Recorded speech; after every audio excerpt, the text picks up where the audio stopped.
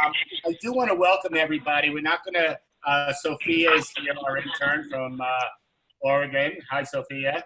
Hi, everyone. Hi, We'll Barry. be recording again. We'll just say hi and chat.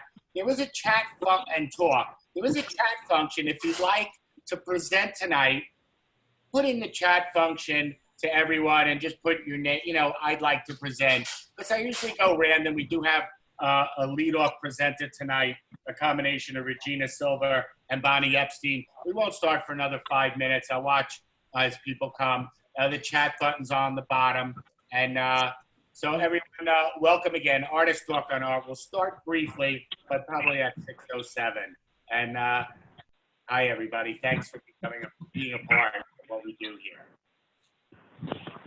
Fran?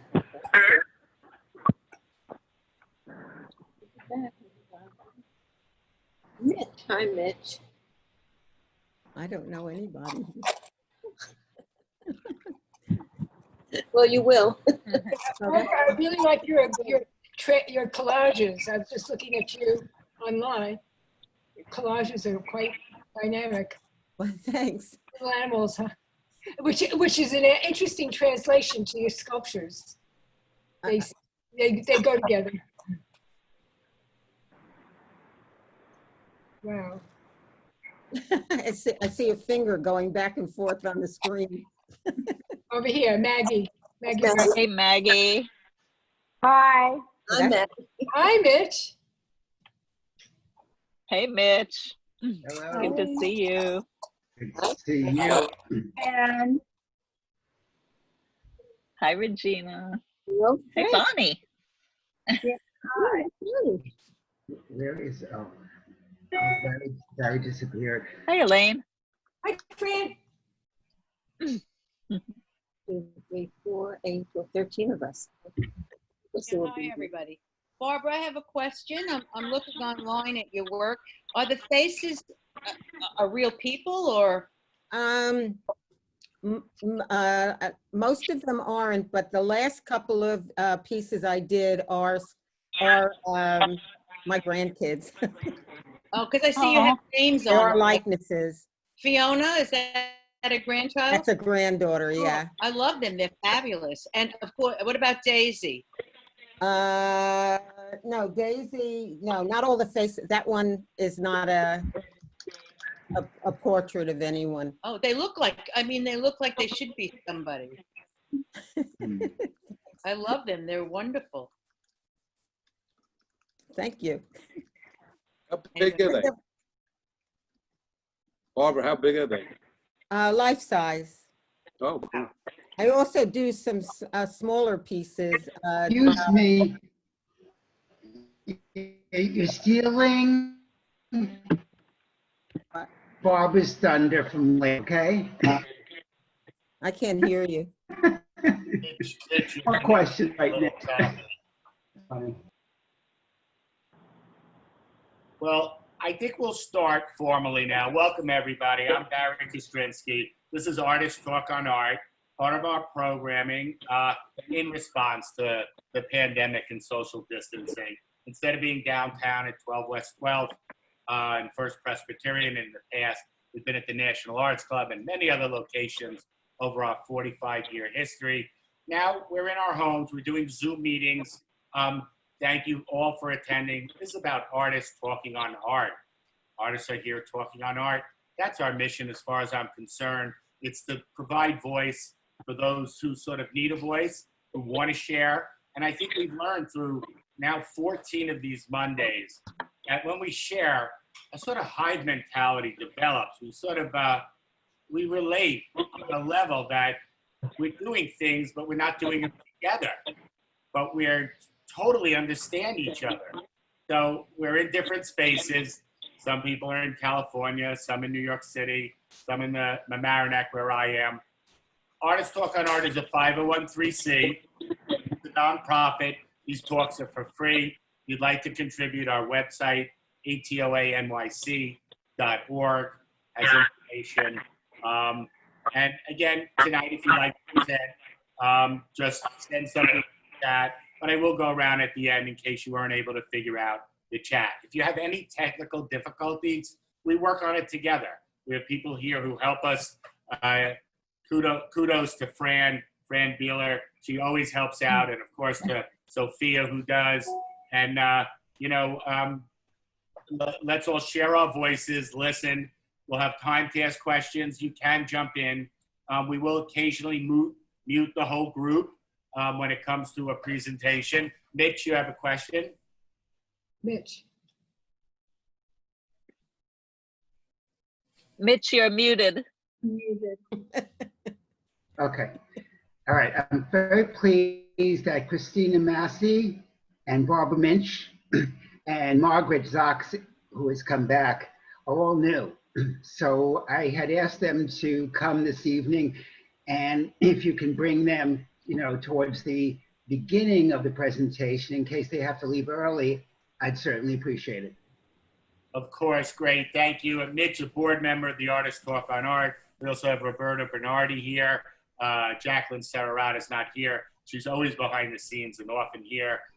Doug Shear, Peter Duhan, Norma Greenwood. Yes, welcome everybody. I see new faces. I see old faces. I think this is going to be exciting.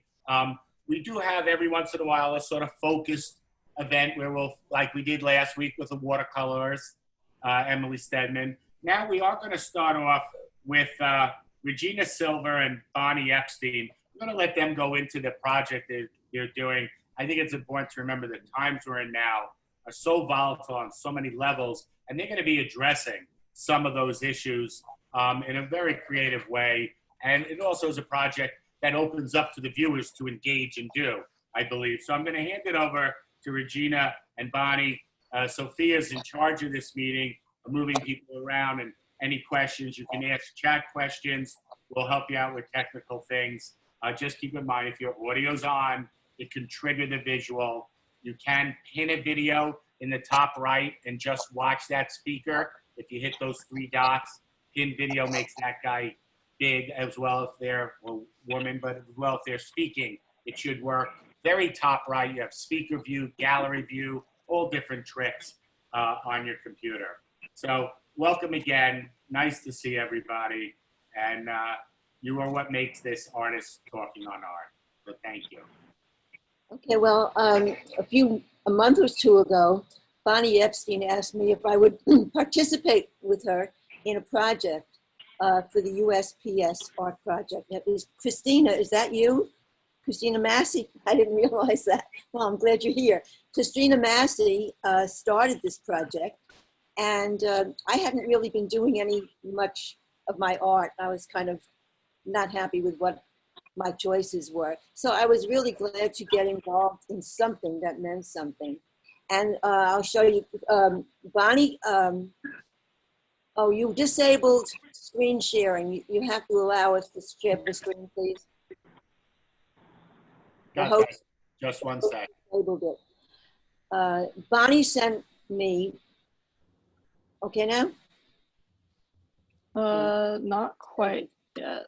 You have to go to participants, I think, where you can share, let people share. Wait a minute, it's okay. Just bear with us one sec. Yeah, go to share screen, Sophia. And you have to enable everybody to share. Yes, choose everybody. You got it.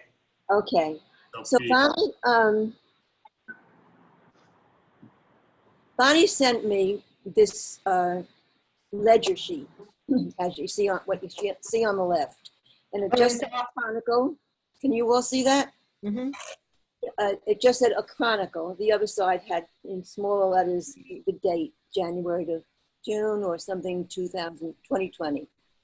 And it was folded because she mailed it. Part of the project is to mail art so that we're supporting the post office.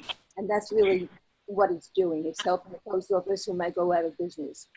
So I looked at the chronicle, and the word chronicle really said, oh, well, I guess I'll have to do something serious, like a chronicle.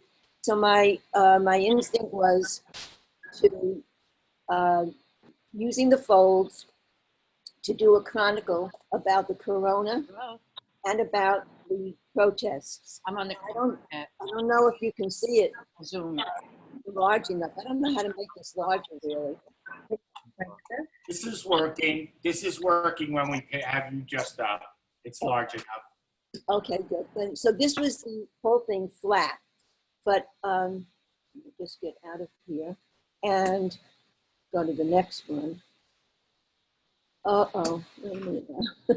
Sorry, this is in the way. Let me go to the next image.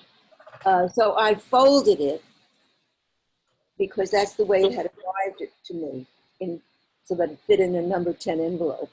And Excuse me, Regina, it's actually a book format. it's what? It is actually a book format. Okay. So it was folded in such a way that it was meant to be, that it would be a book. Okay. It was in these four pieces, and it was like an accordion fold. Yes. It's really very interesting. So that's the right side, the left side and the right side. And that's actually the whole thing. So that's actually was my part of the project. So this is the back where it just had the date. So I added that to the front. And I folded it back up. I posted it on Instagram, which is the next step in the project. And it's called USPS Art Project. And anybody can really do this. If you just find a partner and get them to finish something, they start something and you finish it, and then you both post it. So this was posted, and then actually there's an exhibition that's going to be happening in Pelham. And so we sent it into Pelham, and maybe it'll be an exhibition, but maybe Christina will talk about that later. Regina. We'll have, other questions? Yeah, Regina, I just wanted to ask you and Bonnie. So one thing you didn't mention, Regina, is that you have been working on a series of these cartoon images about this project that you've been working on for years, and That's, yeah, it was really interesting. wondering if Bonnie, if you knew that, and that's why you gave her.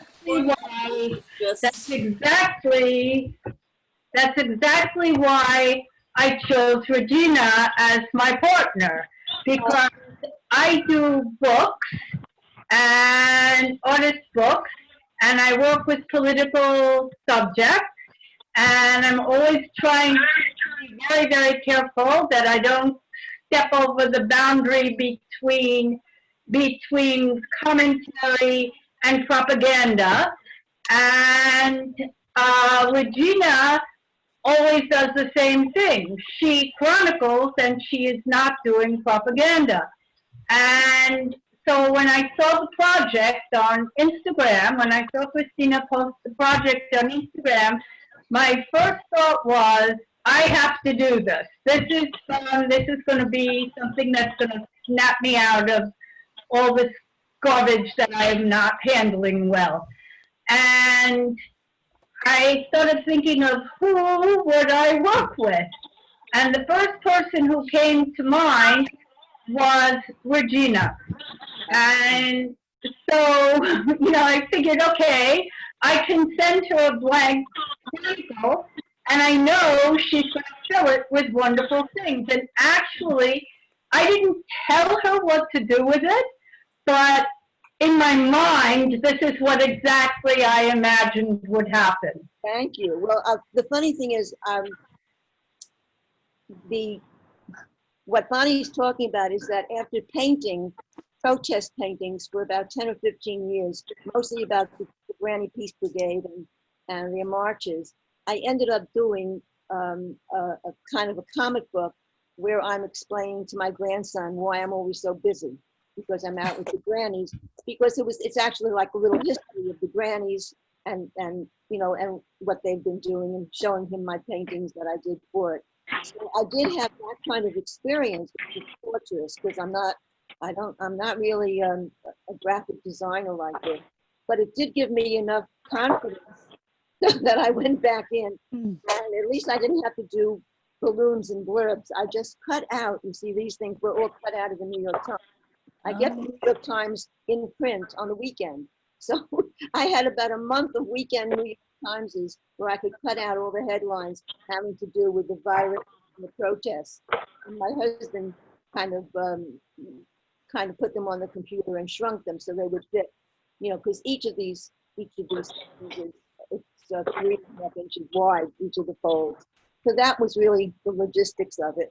And it was really very interesting. I mean, I right now what I'm going to do, because I have all those images, is I'm going to go back and paint some of these protests full size, but that's another story. And anyhow, I don't want to take up too much time. There's a lot to do tonight. So I'm going to turn it over to Bonnie now, and she can, I'll try to show you what,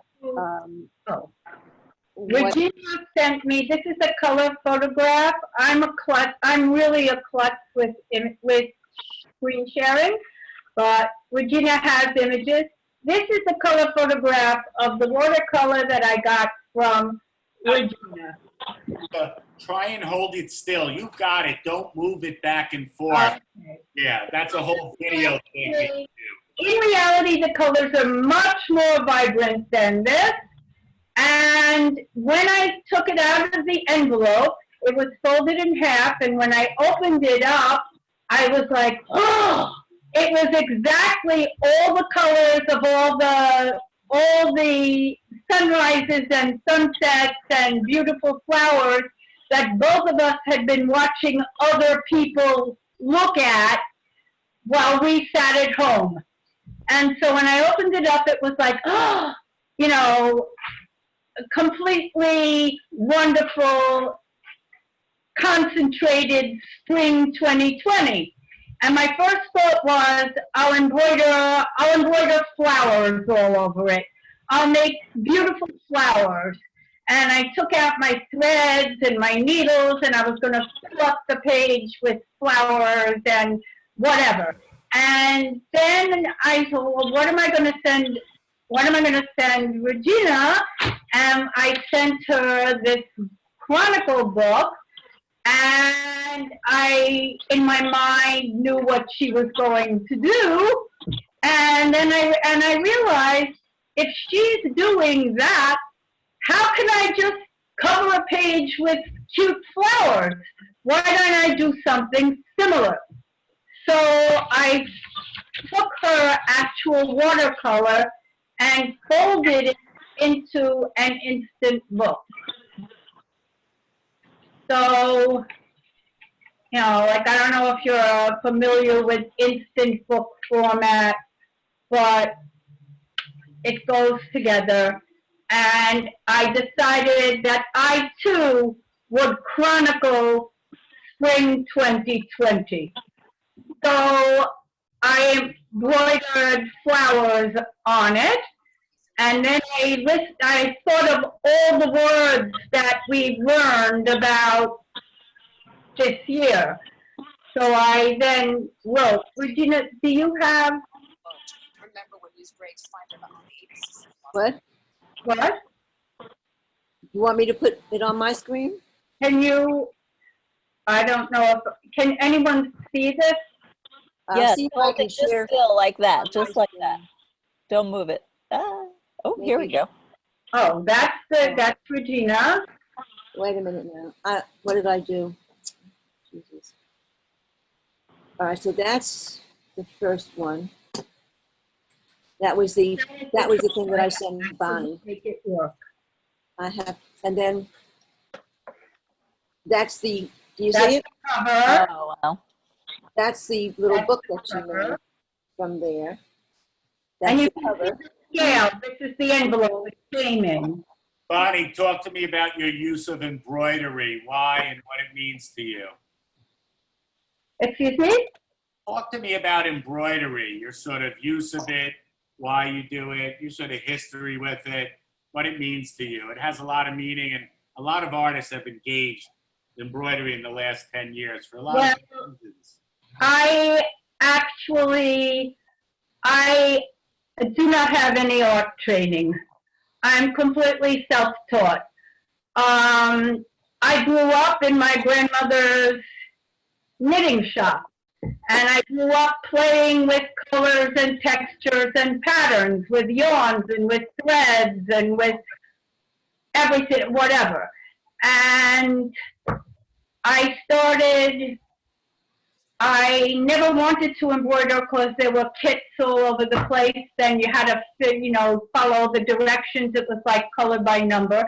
So I used yarn all the time and I knitted and I did all kinds of stuff like that. But somehow I never touched embroidery. But then I discovered some place in our neighborhood where there was a woman teaching needle painting. And you change the name and it was fascinating. So I went to the classes and I learned how to quote needle paint, which was embroidery by a different name, and it was creative embroidery. So she would give us, it was this wonderful woman, she was an embroidery designer in the garment district and in whatever, and she had a shop on Broadway around 80th Street. And the first class, she said, okay, close your eyes and imagine that you're in a forest and it's after the rain and you know how it smells and what does it look like and what does it feel like. And now go over there to the shelf and pick any, 3 from the textures and 3 from the colors and she taught us how to do French knots. And now use the French knots and make it feel like the forest after a rain. And it just was like magic. All of a sudden I was playing with threads and stitches and whatever. And it became my favorite hobby. So that's where it came. Then I eventually actually began to design embroidery in the garment district after that. And I was designing like ceremonial cloths, like curtains for toilet arcs and things like that. And then I belonged to a group called Network, which was people who worked professionally designing knitwear patterns and embroidery and all kinds of crafts. They were fine crafts people, like not homemade, but handmade fine crafts. And as a result of it was like an old-fashioned craft union, European craft guild. So from my association with that, I was referred to people who needed embroidery designers in the garment industry and the knitwear industry, and that's what I did for a while.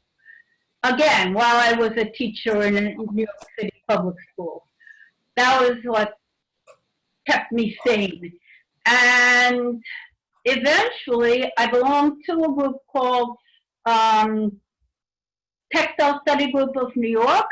And again, they're fine arts crafts people.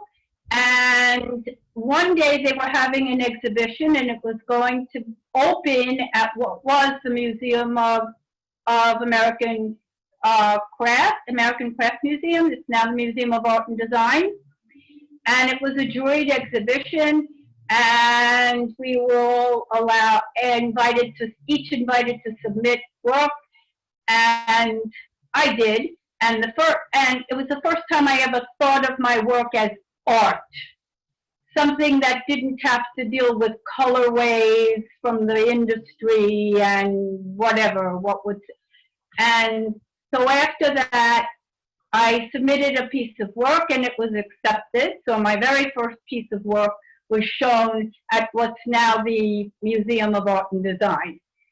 And it's a very nice trip. No, I want to thank you both. We do have more artists to share. And as well, this is every Monday. You can continually present on other parts of your history. I'm just like, that's how I came to embroidery. It's been there forever. Now other people are embroidering. I would say I asked a good question. You hit so many points that opened it up.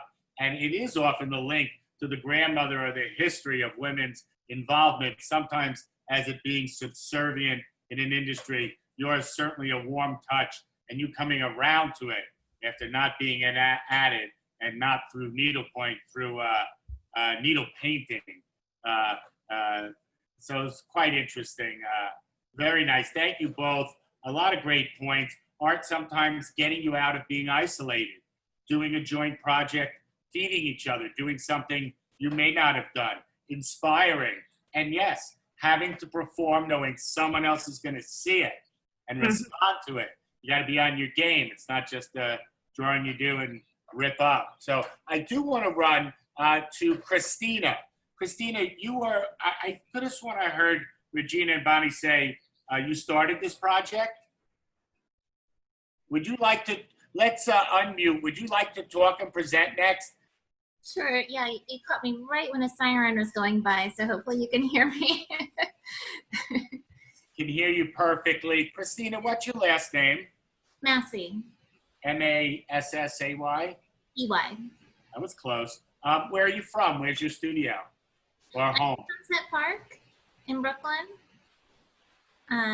Grew up in California, been out in New York for about, a long time now, 18 years or so. But yeah, I created the USPS art project, and it's been so rewarding to see people have the experiences that I basically was hoping people would have out of it. I think a lot of us were feeling very disconnected and unsure maybe how to go about creating. You know, just the world changed. And a lot of people couldn't work. They were too far from their studios. Maybe they didn't have their usual materials at home. And so it basically started out of seeing a lot of things on social media of people saying, save the post office, buy stamps. And just kind of like this, I thought, oh, well, this is what artists can do to help. And just kind of started with, many of you might know Janie Crimmins, who makes work out of junk mail. So I text her first the idea and I said, what do you think of this? Should we do it? And she's like, yes, and you should tell other people to do this. And now there's probably somewhere around 400 artists doing it. Very nice. And tell us a little bit about your art. And yes, Mitch, you have a question?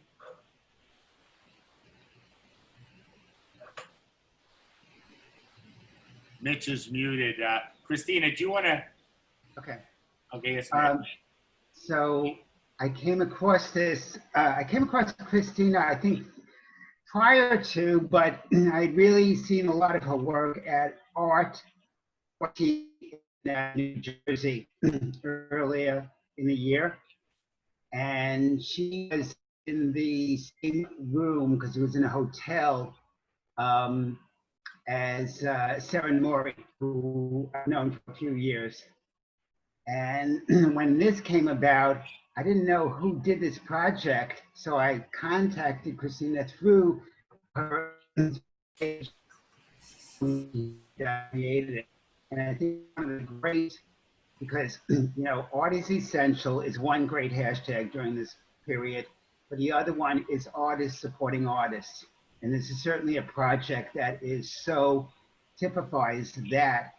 The last thing I want to mention before you cut me off, which is a good idea, is that Gwyneth Leach and Karen Bruckner had collaborated together. One of the most amazing things that I told this to Gwyneth is that her palette changed. It became much lighter because of Karen Bruckner's collaboration. Gwyneth said, yeah, she really did change my palette. So it's not only a great project in that sense, but of artists expanding their range through collaborating with artists. I applaud you, Christine, for that. Nice points, Mitch. Definitely opens your horizons ways you can't, because it's another mind coming into the work and that you're sort of working with. Christina, do you want to share something about some of your work, where it comes from, what you talk about? Well, I'm a mixed media artist. I work in sculpture, painting, printmaking, kind of you name it, I do it. But mainly abstract and very much inspired by the environment. I use a lot of repurposed materials, and probably the most notable, or one that people seem to remember the most, is I repurpose craft beer cans into my work all the time. So the aluminum I cut up and sew it and weave it into other materials, but that's the one that people seem to always remember. What was that image again? I repurpose aluminum from craft beer cans into my work, and that's the material everyone always remembers out of everything else, but there's canvas, fabric, paper, plastics, mixed media, definitely. Do you like Hirsch and his work with found objects back in the sort of, I guess, turn of the century?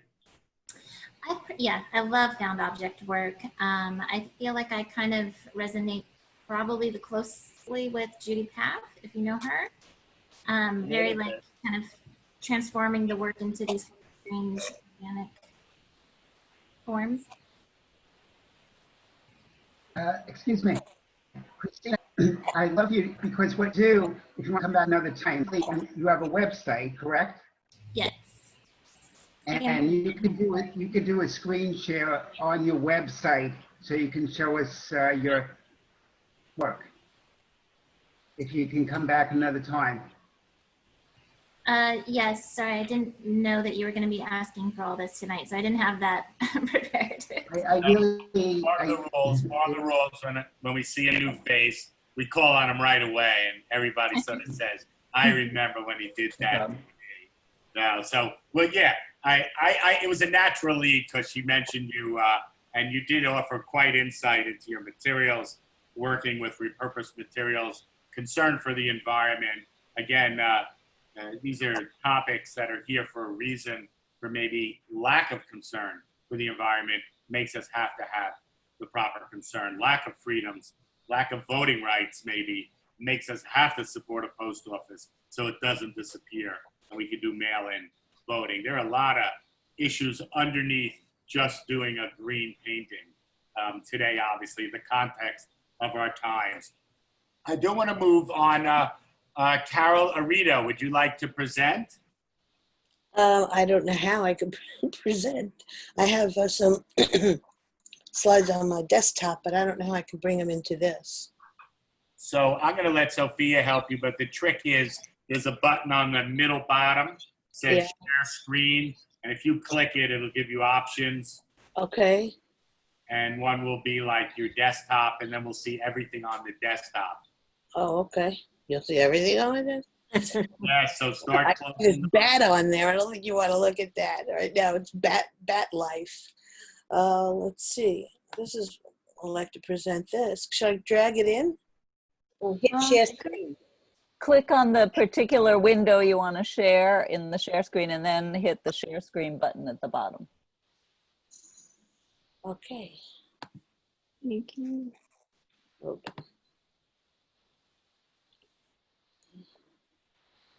Uh-oh. What is this? I wish I were better at this. Do you have your slides open on your computer already? It's on yeah, they're open. I have 3 of them that I could share. That one's called Judgment Dream. The other ones are not. Did you hit I don't think you hit the share screen yet. I hit the share screen there, and then it says desktop, and then there's an exclamation point. Did you click desktop? Yeah, I did. And then maybe enter. Did you press share? It says open system preferences or cancel. All right, so you have to open your system preferences. Let's do that another time. All right, I don't mind. Yeah, because then that is something you have to do. Sophia, you open system preferences and then you... And then I think you go to privacy, but I can check on that. All right, we maybe send you... I'm going to move on just, and we'll get this worked out. If not for later now, maybe for... Sure, no problem. I didn't expect that. Mitch, you had mentioned some artists that you had wanted to have done. Thanks. By the way, I don't know if a quick share screen. I don't know if I could do that quick. Let's do this. No, No. Mitch, just the name so I can call them up, Mitch.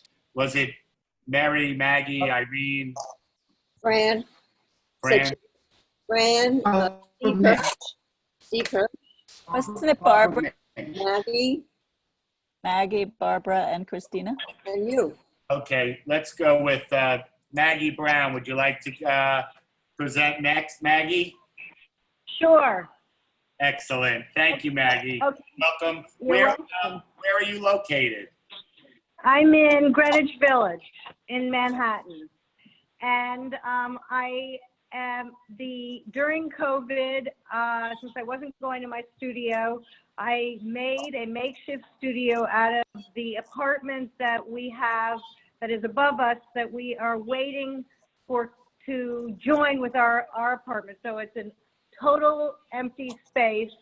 And instead of having the space go to waste, I made a studio. So it's been great. And I have a terrace off of it so I can do some planting and hang out outside. And it's all very nice. I will show you everything. Okay? Okay. Okay. So now I have to tell you, because this is an apartment that's, you know, above us and we haven't broken through yet, my Wi-Fi is really not great up here. So that's why I'm on my phone. I've never done Zoom on the phone, but I'm figuring it out. I think my son will be proud of me. Okay, so hold on. Working very well. All right, well, I'm sitting in a spot that I'm hesitant to move from, so I'm going to just pivot. So that is the door to the terrace. That's my desk where all my stuff is. And that is my most recent painting, which I will show you.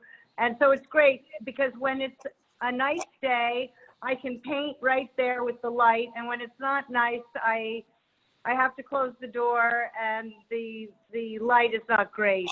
But anyway, so different than everyone else, I don't collaborate. I really am I work by myself.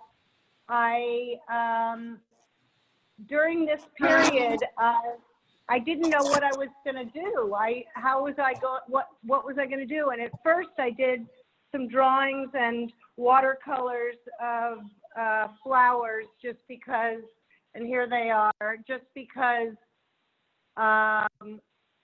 that's all I had with me, but that just was not enough for me. I'm an oil painter and I really needed to express myself emotionally, and I need the larger scale and the oil paint. So I started painting. I went to my studio actually on 39th Street. My husband drove me there and I got all my supplies, like my big rolls of canvas and my knives and my paints and brushes and mediums. And if you look on, by the way, on YouTube, not on YouTube, it's from Vimeo, but it's on Facebook and my Facebook art page as well. Right now, I posted, I think it was yesterday, a video that my husband, who's a documentary filmmaker, made of my lockdown series. So I'm just repeating it in a way here. This is the first painting I did from the series because I was dreaming about what are we going to do? We've lived this great life. Are we going to ever be able to do it again? And these boots kind of represented to me life beyond life like it was and life like hopefully it can be again. Then when we were really heavily into sheltering in place, this painting is of a chair that is my spot. It's where I hang out. It's where I do everything. And I really wanted the sense of home to be there. So my paintings are really more about what I'm grateful for, what I can focus on that I'm grateful for, and rather than like, you know, I'm not painting paintings of people wearing masks or doctors and some people have actually criticized me for that, but that's just not where I'm coming from. I'm just sort of like, I'm loving being home actually, and I'm finding the best of it. So this is a painting I did of the masks that I had put in the window. I don't know if you can see it, but at first I thought that they looked like these beautiful abstract shapes, but then I realized that they are quite symbolic because as they hang in a window, which is how I do them, they also are the barrier between when we go out in the world between us and how life used to be. So I thought that was kind of an interesting painting.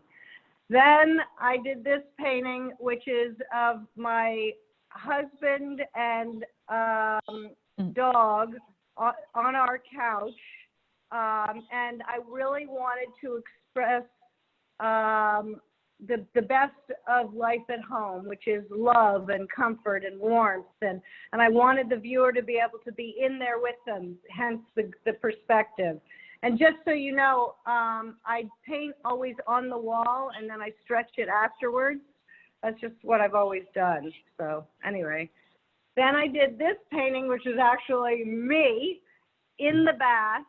And I wanted it to be playful and fun and also inviting with this weird skewed perspective and really fabulous colors. And you know, most people do a bath where you're like lying down, and I wanted to do it more where I was just sort of splashing and playing and feeling, you know, it's another great moment of life. Maggie, anyway, and then, let me ask you, for some reason, sure. Alice Neal is jumping into my mind. Are you a big fan? Yes, I do like Alice Neal a lot. And oddly enough, before this whole series, which is sort of focusing on home, I had done a series of New York characters, and they were, you can look at them on my website, although I have to say that my website imminently is going to be, can be live in its new form, like maybe, if not today, maybe tomorrow. So, because I'm making some changes, but the New York character series is very Alice Neal. Anyway, let me ask you another question. You know, when I see the boots, the two boots there that you did, beautifully done, and they speak of a lot of things you said. They have specific history, obviously, with Van Gogh and Philip Guston. Any thoughts of them when you did it? Say that again? I mean, how does that integrate when you create a work? It's almost has to come present to mind. Well, first of all, this pair of boots actually is my third or fourth pair of boots that I've painted. But when I realized that I wanted to start doing oil paintings, I saw these boots. They're actually my husband's boots, and I just loved them so much. They were so rich and everything. And even though I had painted boots before, I thought they really were appropriate for where I was during this period. And I felt we had lived so much, and these boots represented that they, you know, life traveled. They're really worn. So I wanted to paint them again. And yes, they are definitely part of art history. So that, I mean, why the hell not? But I have to tell you something. With all these paintings, even the little watercolors, instead of titling them like I normally do, during this period, I have dated them because I'm chronicling where I was emotionally during this very unique time. So like the painting of my husband and the dog on the couch, or the one of me, those each took about a month to do, whereas the boots and the chair and the masks took about a week or 8 days. And then this painting is my most recent that I finished, and it is our kitchen table post-dinner. And you know, I wanted, again, the perspective and the color and everything to bring the viewer in, and so that they could feel like they were right there, and I wanted them to love being there. And you can see I do, all my paintings come from sketches that I do first, loose, rough sketches in pen that are my guide.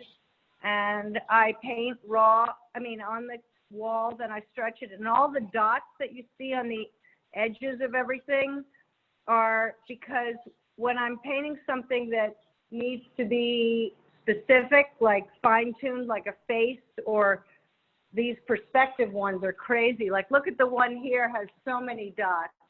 Because what I do is I get a brush, a smaller brush, and I put paint on it, and then I wipe it.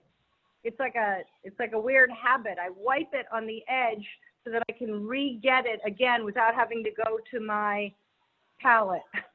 I like that. I like that technique. Something I get out of your mask ones that you did and the objects that don't have figures in it. A lot of these inanimate objects they have personality to them. Absolutely. I totally agree. I agree. They have such personality. Yes, and I think that comes from years of painting the figure.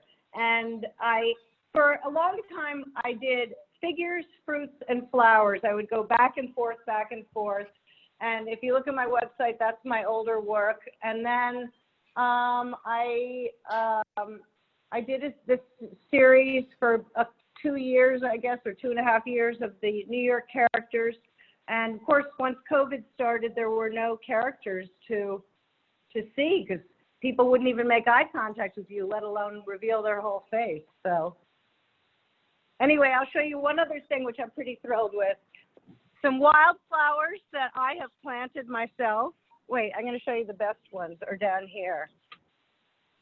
This is my little terrace. I did this myself, which I am just as proud of as my art. And these are lemons growing. Wow. Very nice. Anyway. Very nice, Maggie. Thank you for sharing. I'm going to let you, obviously, come back another time, share more. It's nice to see how integrated nature is, your care and concern for growing something and that being as important. It certainly plays into your work.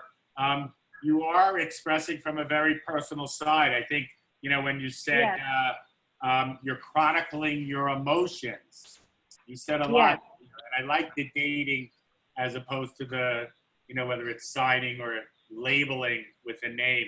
So thank you for sharing. I'll open it up to questions, but I do want to move on. But if anybody has a burning question that they'd like to ask of Maggie, go ahead,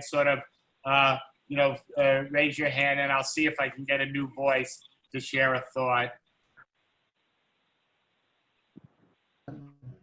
Then again, we can move forward. We can move forward because we do have people packed, ready to speak. Let's see. Let's go to Stephen Hirsch. Stephen Hirsch. Hi, Barry. Hi, nice to see you. How have you been? Been good. You? Good.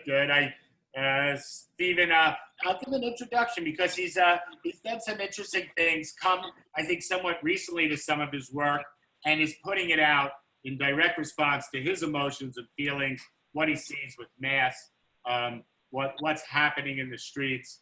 And he translates quickly, maybe it's daily drawings, expressive impulses that are characterized today as outsider art, whatever that definition means. But I'll let Stephen go in and we'll do a short presentation, Stephen. We have a lot of people. And welcome. Okay. Thanks for being a part. You're welcome, Barry. Why don't I just go to the work and I'll just show the work. How's that? Nope. Now I have to find it. I had it all ready to go. Hold on.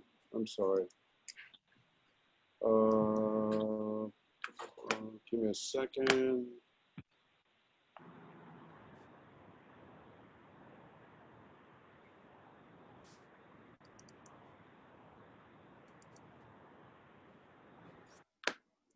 I'm almost there, Barry.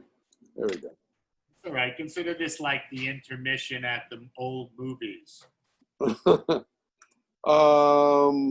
It's funny. I have it on the desktop, but then it switched screens. So let's see.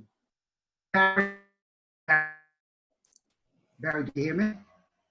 I can. Stephen, you just did it. I see your Zoom screen. So it's just a question of getting up This, Yeah. you could just yellow out a bunch of. Barry, Do you see that? Barry, you hear me? Yeah. Do you see this now? Yes, excellent. And Okay. we hear you, Mitch. You're just going in and out, Mitch. Okay, but you see, I can't see, but do you see the pictures now? Perfectly, perfectly. Okay, good. Okay, so I draw every day pretty much since the pandemic started, and I was painting before, and and now I draw. I draw almost every day, so I've drawn I think about 100 drawings. They're very small, and so these are them. I'll just go through them. And these are just the latest ones. So I showed before, Barry is shown some of my work before here, and so these are just last week or two.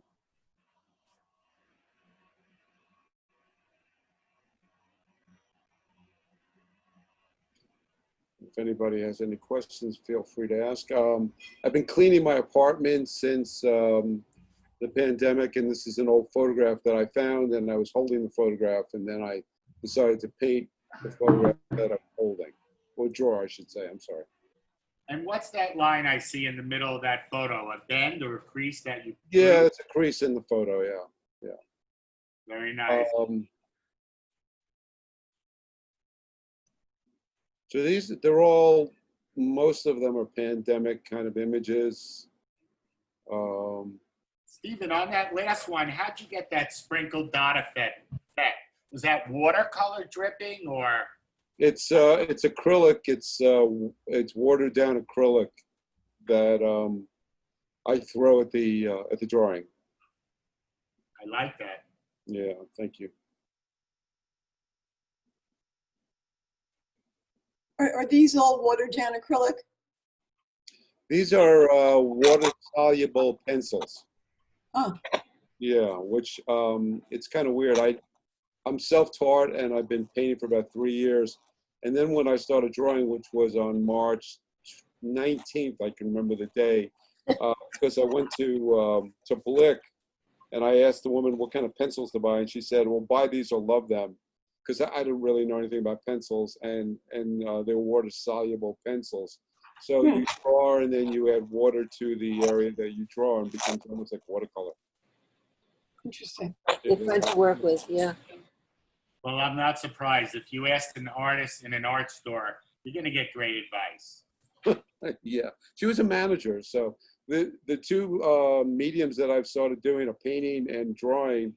And both situations, I've gone into an art supply store and I've asked people there what to buy, and they always gave me great advice. So wonderful.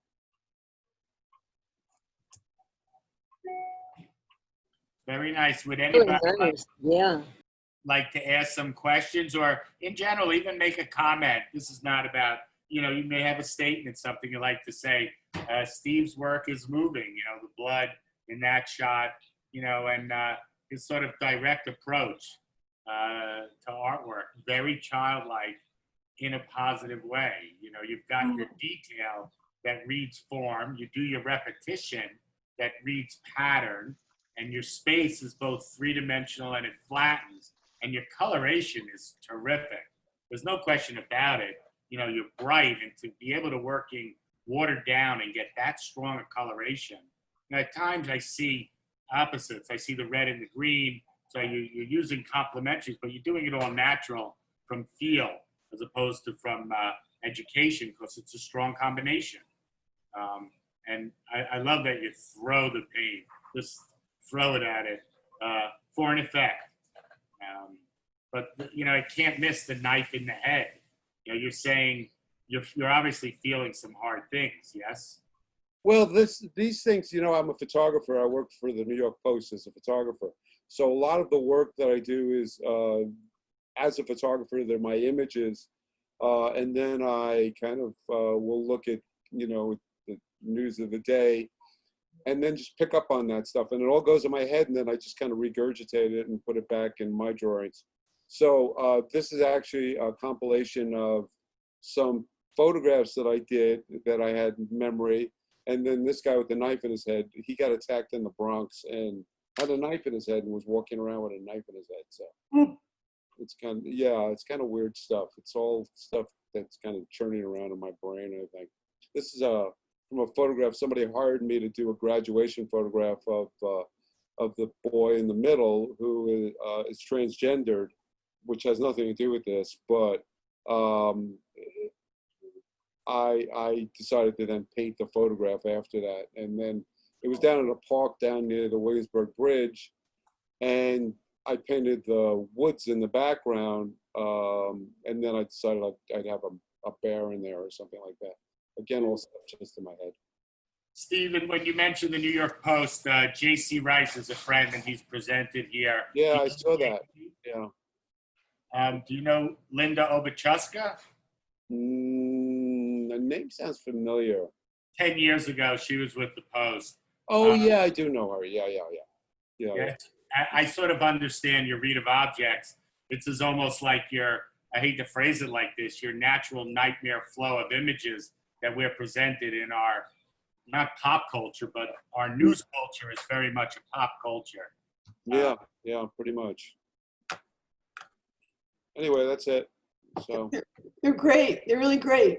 Thank you. Yeah, How big are they? You said they were very little. How small are they?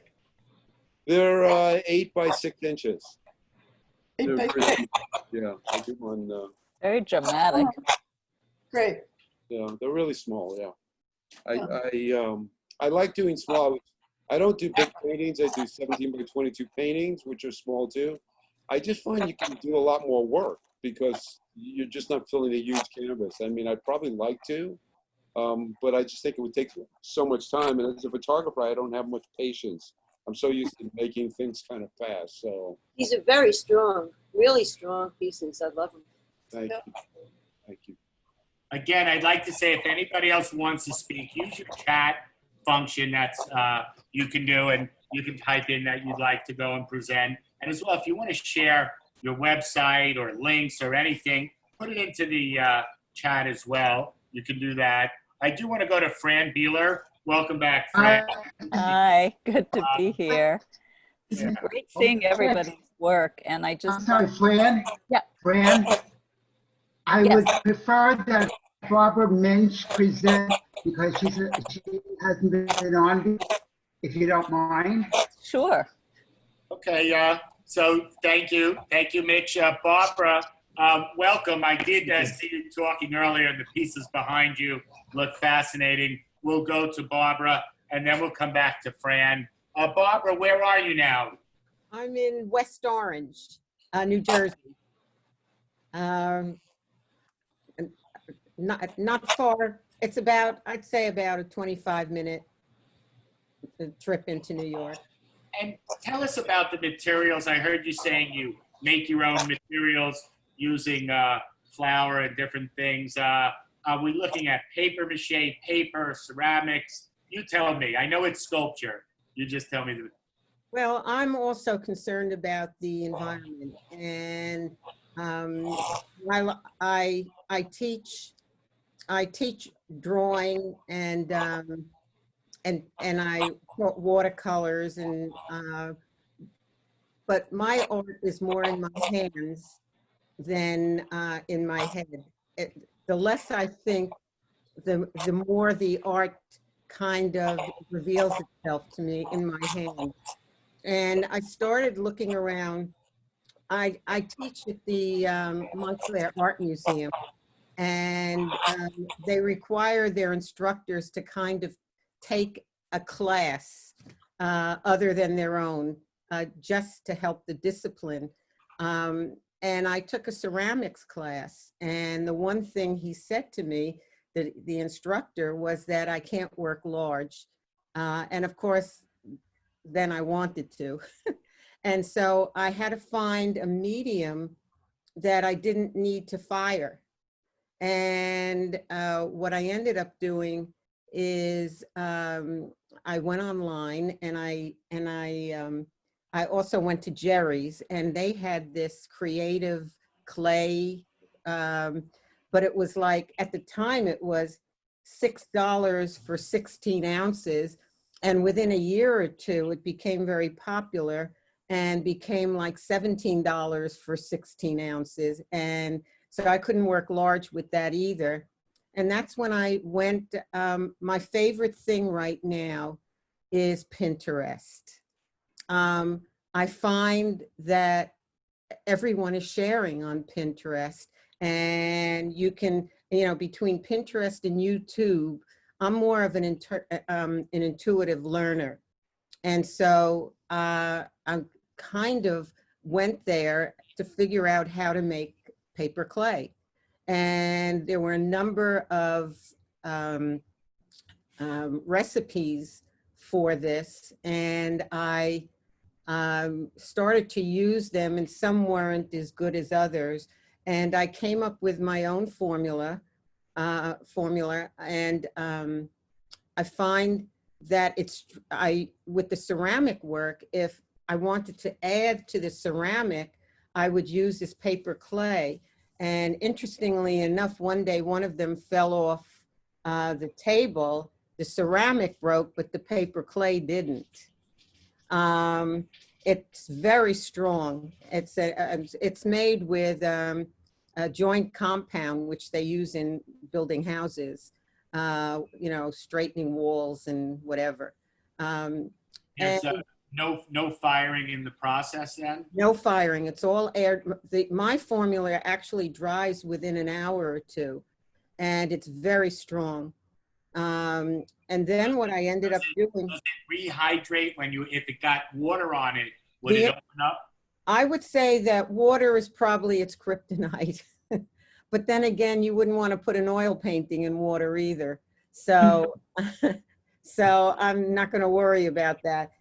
Oddly enough, you can't even with a chip, you know, I'll sometimes want to take a head off and redo the head, and I need to hammer it. I mean, it's very strong. And water is the only thing that could probably destroy it. But what I ended up doing was, most of them started off as warrior women. I just feel that, you know, all these years I've been I was in galleries, and generally I was one of 5 women in a gallery of 35 artists.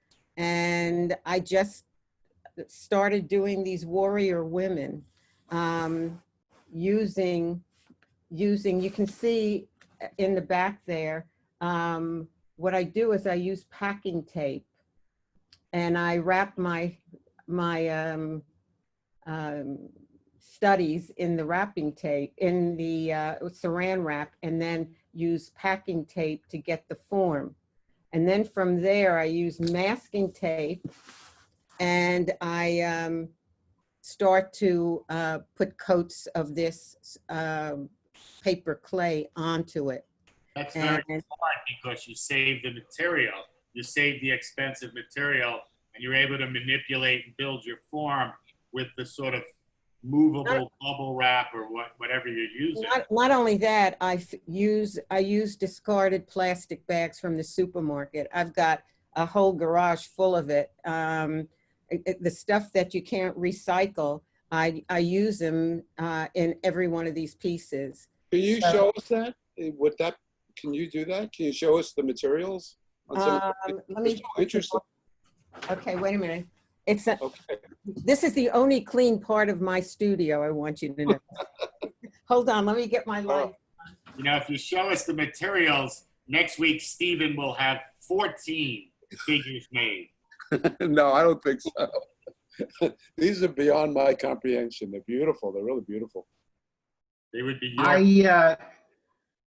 I met Barbara also at this Art 14C in Jersey City last year, or beginning of this year, I forget.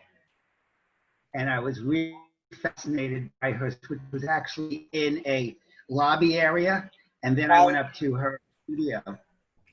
Well, these are all, wait a minute. These are other ones that I have to tell you right now, I haven't been out of the house in probably 3 months. My husband likes doing the shopping. This is one I'm working on now.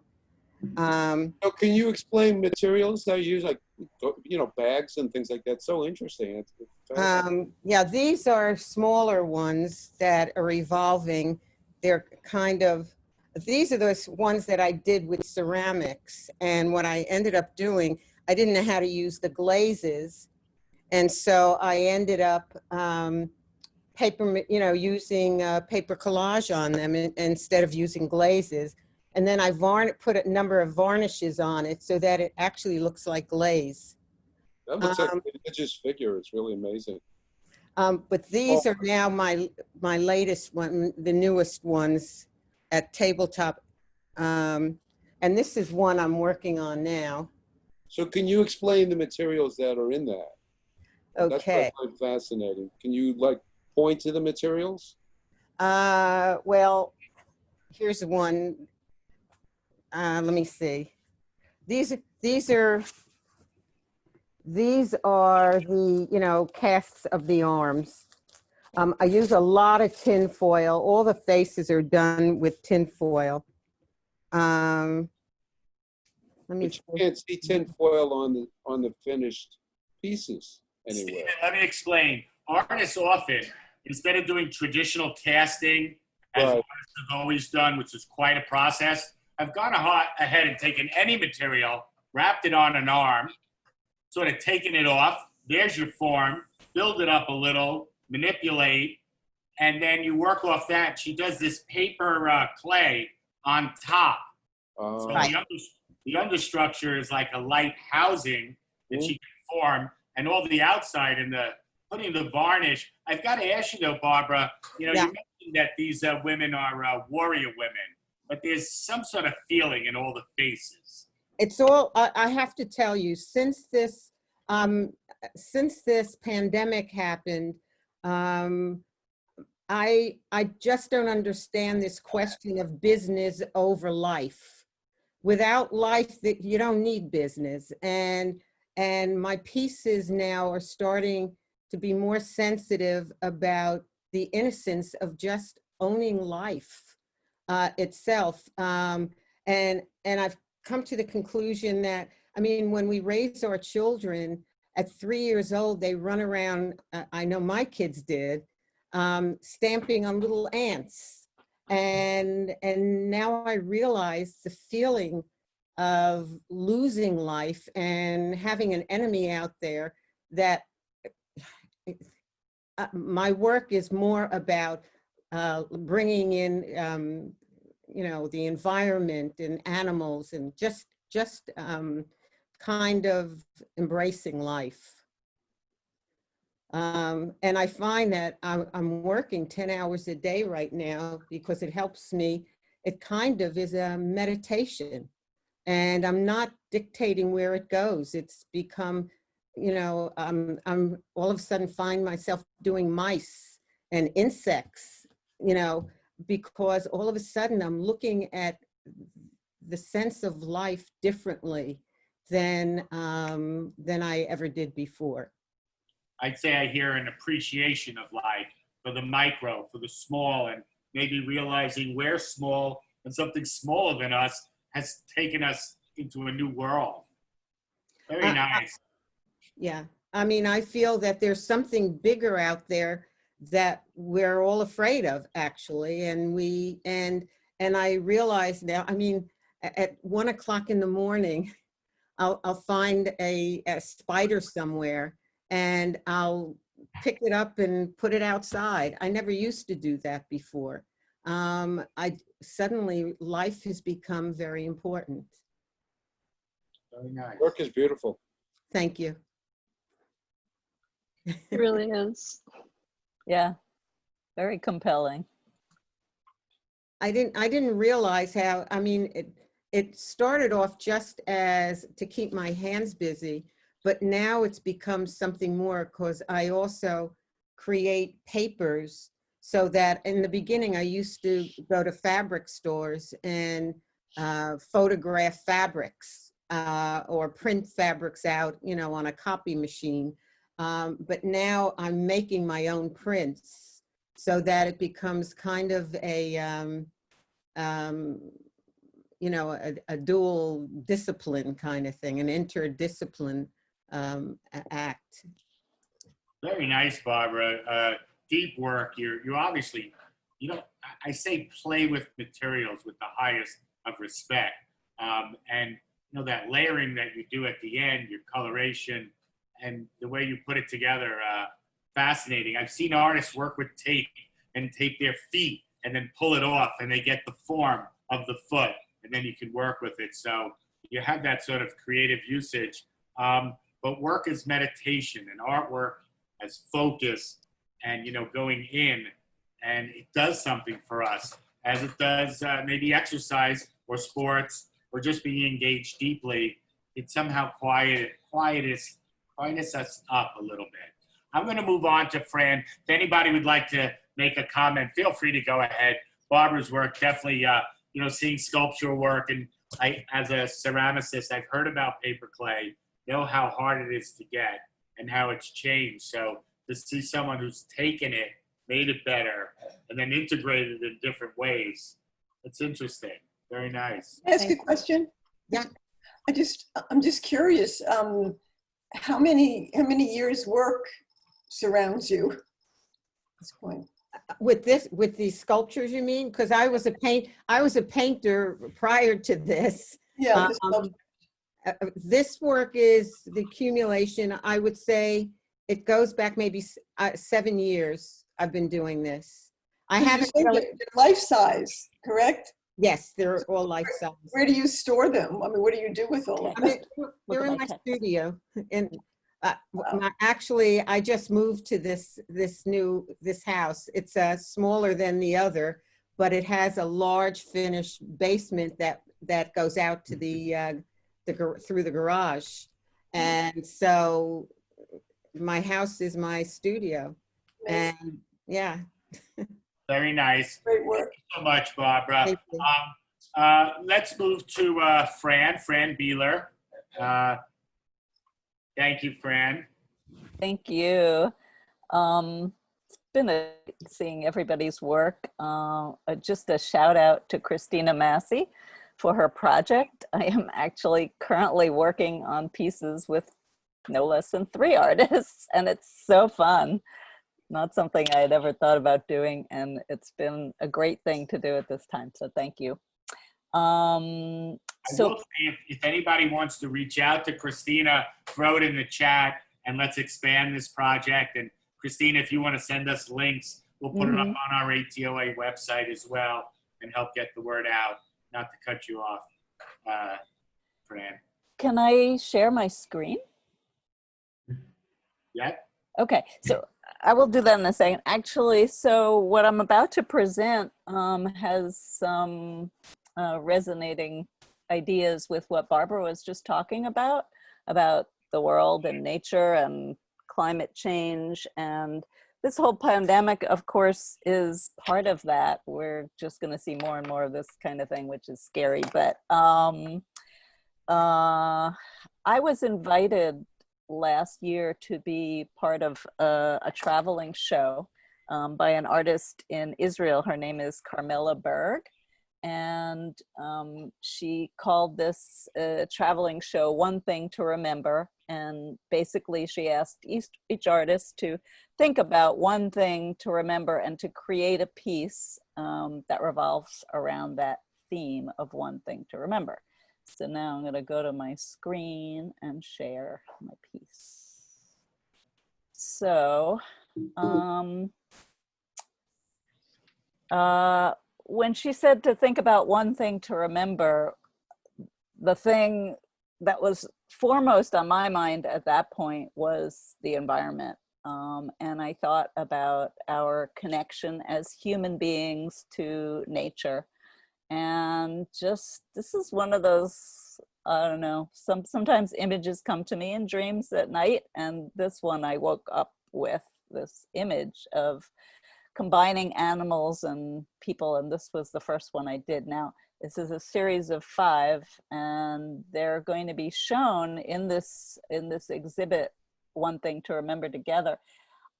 One of the reasons I wanted to share this with you right now is because the first stop in our show was supposed to be happening now in Finland. There's 32 artists in the show, and our work was supposed to go to Finland. And we were invited not only to show our work, but we were invited to do an artist residency, and we were all very excited. And sadly, that's not happening. But this is the work that I did for this show, One Thing to Remember. And so these 5 drawings, they're actually, they look big maybe on a computer screen, but they're all pretty small. Everything is 20 centimeters square, which is about 8 inches by 8 inches. And this is how they will be presented. So one of the requirements for this show was we had to do a piece of artwork that was 100 by 20 centimeters. And that's certainly a format that I had not used, very long and thin, like a totem pole. But I thought about that idea of the image of a totem pole and the image of people from all parts of the world merging with animals. And all of the animals that I've shown are endangered species, and maybe the humans included, I don't know. But so these 5 pieces together are my contribution to the One Thing to Remember. And let me ask you a question, because I can't help but think when I see a human next to another animal, and it sort of brings up the animal spirit. Are you trying to peg to the person an animal spirit? Is there any of that thought? What's the correlation between the left and the right in the screens? Well, I hadn't thought exactly of animal spirits, but I like that direction. I was more thinking about our physical kinship, and I tried to match each person, the animal. Well, I chose the animals. I chose these endangered animals, very endangered animals. And then I chose the people that I thought would look kind of similar to them, and so could work together on a page. Certainly animal spirits is something I am familiar with. Not exactly something I'd been thinking about, but maybe I will now. Maybe I'll incorporate that somehow. I see what you mean around the nose, because when you incorporate the owl nose, the owl beak into the nose, you actually have the nostril sort of beak. And so you get that. But you know, and I tried. Yeah, sorry. The figure also seems a little insightful with the blue eye, and you know, sort of light filled. So there, it seems like something, but needless to say, everybody approaches for different reasons. And, each person that I chose was from a different part of the world. And so this is a Caucasian person, but I decided to use an albino Caucasian person to show a different aspect than is usually looked at. no pigment. This is someone from the Americas, Latin America, and an endangered tortoise. This woman is from Indonesia, and that's an endangered Indonesian elephant. In the Latin American one, this sort of necklace beading lined up with the turtle's patterning under his lip. Yes, thank you for noticing that. Both the markings on his face and the necklace really seemed to speak to each other well. Even these stripes on his forehead, which somehow lined up. Well, not somehow. I did make them happen that way. I did recently have a conversation, and someone said, you know, we can't refer to ourselves as animals. And of course, I'm reading the book Sapiens, and we're in the fantastic book. My daughter gave it to me, even better. Such a good book. Yes. Yeah.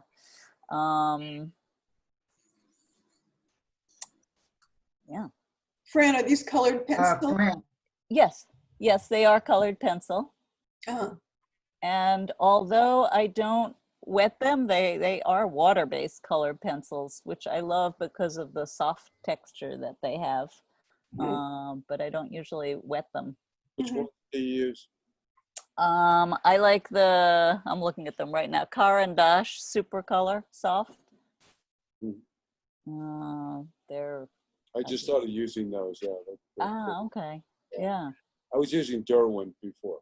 So why do you use water-soluble ones if you don't touch them with water?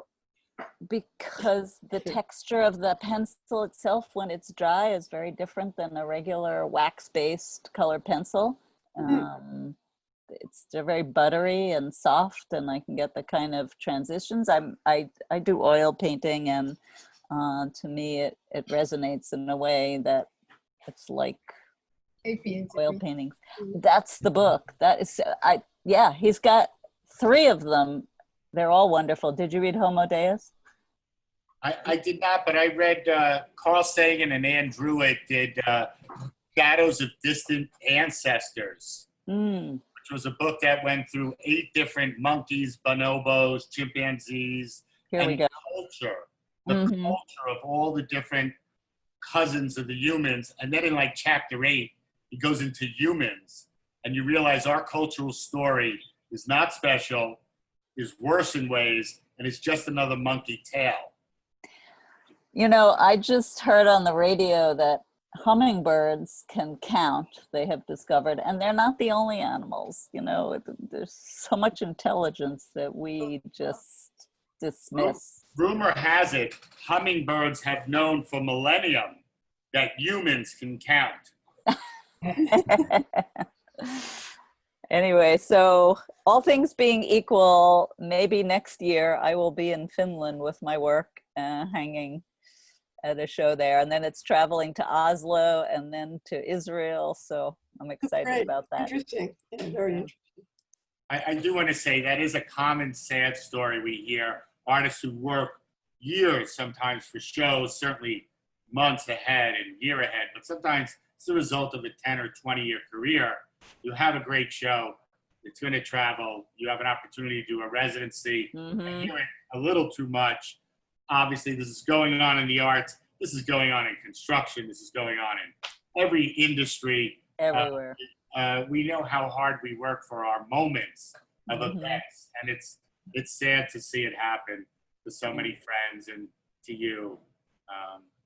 This is part of our times. Is it going to be, Fran, is it going to be online as well? Oh yeah, actually there's an Instagram page. I'll just write it here in the chat. It's just, if you look up on Instagram, one thing to remember, on Instagram, the page will come up. I'd like to ask Mary or Patricia, would you like to speak and present, or would you like to maybe go another week? And then I think I'll go to Michael, and if anybody else, you can always type in. I see Robin. We are running a little late. I do like to close in a few minutes, but Patricia or Mary and Michael, do you want to do a quick little thing? Just okay, and of course next week, more artists, share again. This has been brilliant. You have made this very valuable for all of us. Certainly an example, Fran, linking right into a similar theme. You know, we're different, we come at different angles, but we often come together through our art in certain ways. Michael, where are you out of, again, at your studio or home? I'm sorry, I thought the other, yeah, hi everybody. I'm in Huntington, Long Island. And I thought I'd share, I just picked up this book. I hope you can see it. Hold it back a little. Critic as Artist. The Critic is Artist by Oscar Wilde. And it's a dialectic between two people. And I found out about it because I was reading Stendhal, I think he's the critic from the New York Times. He was talking about this book. So I thought it was an interesting read to share with you guys. And the thing that's interesting about it is it's like, it's not just talking about the art itself, but it talks about the process. and the process of being an intellectual and then living in the art world and aesthetics and aesthetic sensibilities, I think is quite interesting. And he's a really fun writer. I don't know if you've read Oscar Wilde. It's an interesting read. I have heard of that book as a classic. I haven't. Yeah, I've heard it's a classic, and I think it's really interesting because, you know, again, I'm really interested in, especially lately, deconstructing what I'm doing. Everything I do lately, I feel like I've done before. So I'm kind of going over stuff and then destroying what I should have left alone. But so this is, for example, if somebody else wants to go, please just tell me and I'll stop talking. So. Oh, no, you go, you're good. I do want to say, I have heard artists mention that they go back into older work. And I myself am scared because I know when I go back to older work, I go back to it as I am now. And my work is often a time capsule of what I've done. And I know I'm going to rewrite it. And I can't go back into a work without losing a large part of what I did and then layering it. So I'm not surprised to hear you say you weren't happy. But then again, sometimes you go back in and you morph something different by doing so. Yeah, it's interesting. So like this piece that I'm showing here, this was about the 5th iteration of this painting. It was many, many different things before, and I landed on this, and I said, leave it alone, stop. And then of course I just said, nah, there's no focus, there's no this. And that internal dialogue thing that goes on made me totally crazy. So I destroyed it, and actually this is what it looks like now. Yeah.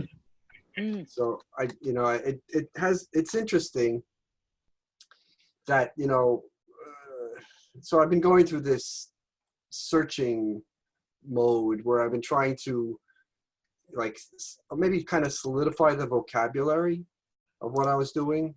And this one I left because I'm starting to feel like these forms are starting to form into something. They are. Your negative space is important. I would imagine if you go back in, you sometimes lose your negative space. Yeah, once I start messing with it, you know, like even this one, it was, you know, this is just the last week's worth of work that I'm showing. I did these marks and I decided to just leave it. I think it works well kind of as a graphic, but as a painting, you know, I feel like the surface isn't finished and there isn't enough texture to the painting and there's more I can do. But I didn't want to lose these figures. So I left it because I didn't want to mess with the impression. And this is the first one that I started having this kind of destructive, reconstructive thing going. And this is what it wound up looking like. I think you made great choices. You've got interesting work. You maintain the freshness. You know how to develop form. So I could see the contradiction because as you go in, you get to something like, the artist isn't coming to me, but Miranda or someone else, you get to a form that they get where you sort of texture it by working it. So it's hard to know, but you're successful either way. That's obvious. It's definitely doing something. I don't know, but that thought I'd show that to you guys. It's interesting. I'm going through a lot of crazy stuff, and I don't know if it's because of the virus and like trying to figure out how to make money, and my brain is like shattered, and it's so nothing seems solid.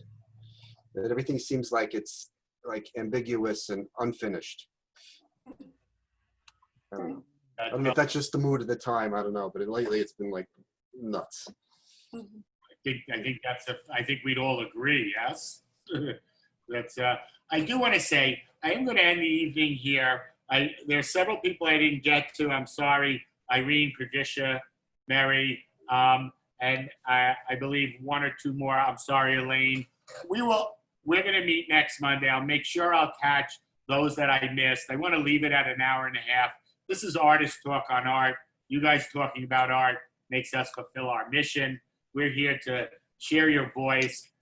We all sort of, there's an odd group healing when we share, and there's an odd individual healing when we create. And we are in tough times now. We sort of need art, even though at times it doesn't seem like it changes the world. It's changing everyone here and helping us all, I think. Thank you, Sophia, our intern, for all she does.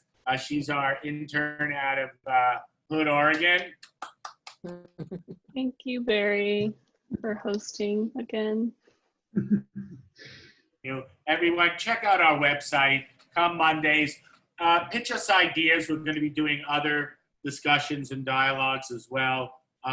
Thank you, everyone. Robin, sorry I didn't get to you as well. Thank you, everybody. Hello, Barry. Thank you. Thanks, Stephen. Great chair.